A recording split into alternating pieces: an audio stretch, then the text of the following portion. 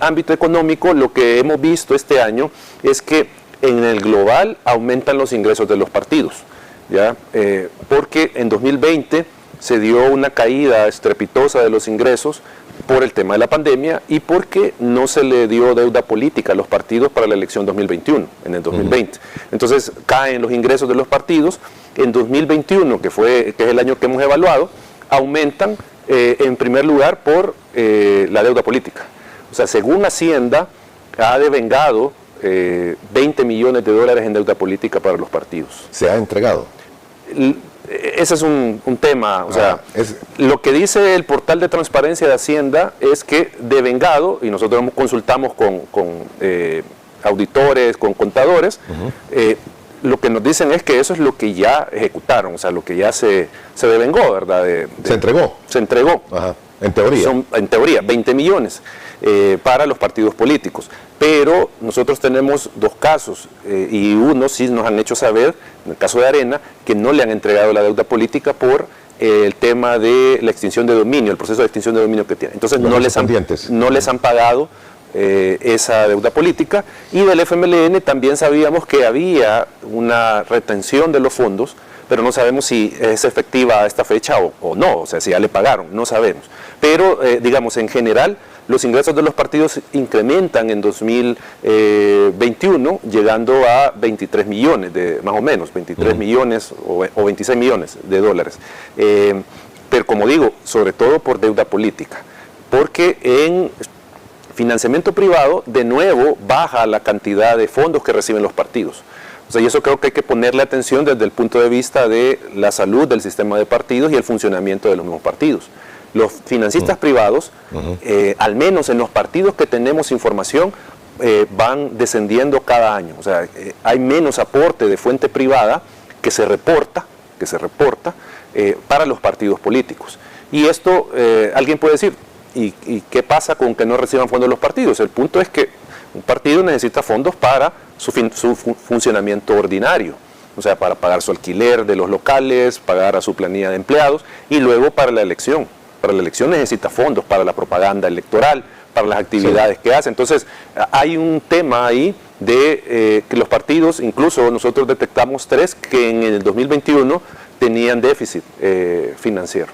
¿Quiénes? Creo que era el partido Vamos, tenía más gastos que ingresos. No me recuerdo los otros 2 y no tengo la presentación a la mano, pero eran 3 partidos los que tenían, digamos, en 2021 esa diferencia. Más gastos que ingresos. Más gastos que ingresos. La deuda política como tal es una acción que es válida de acuerdo al concepto que ustedes tienen.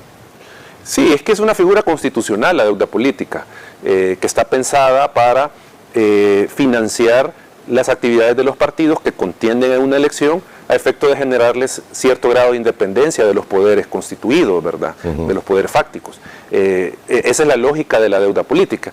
Yo sé que muchas personas, cuando se les dice que a los partidos se les financian con fondos públicos, no lo ven aceptable, pero el punto es que los partidos, para tratar, y esa es la lógica constitucional, tratar de que no caigan totalmente en manos de financistas privados, se les habilita el financiamiento público. De hecho, por ejemplo, México, su mayor fuente de financiamiento de los partidos es público, tratando de evitar que sean capturados por estos grupos de poder y que después puedan manipular la acción de, no el partido, sino que del gobierno, de la asamblea, de los consejos municipales.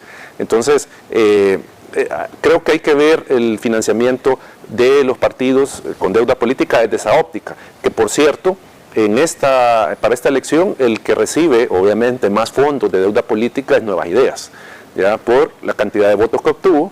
De diputados y alcaldes. De diputados y alcaldes, entonces recibe la mayor cantidad de fondos para 2021.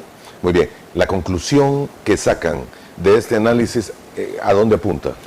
Bueno, es preocupante que no se conozca todo. Sí, que el principal partido en este momento en el país, que es la fuerza mayoritaria, no revele quiénes son sus financistas. O sea, eso es preocupante, ¿ya? Ni que sus diputados, sus alcaldes tampoco revelen esta información.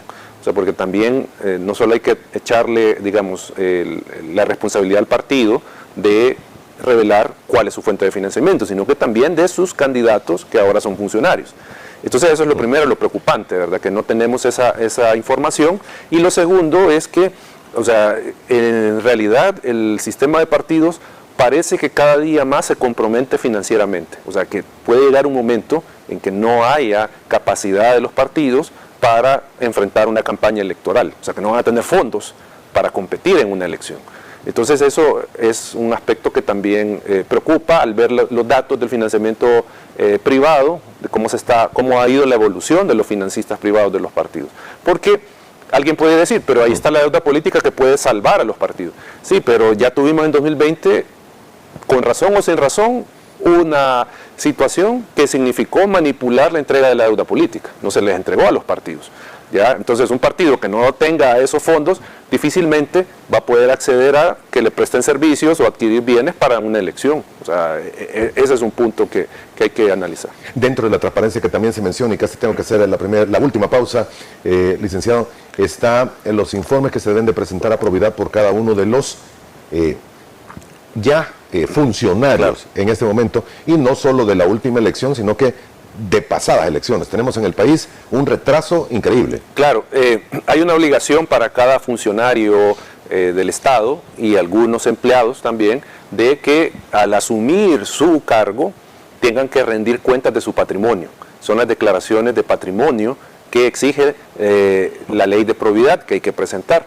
Estas declaraciones el funcionario hace, y esto lo digo para la audiencia que tal vez no sabe del tema, hace una declaración de cuáles son sus bienes, cuántos tiene en bancos, etcétera. O sea, hace toda una declaración de activos, pasivos, qué deudas tiene y todo esto, y al mismo tiempo, al salir del cargo, debe de rendir otra declaración.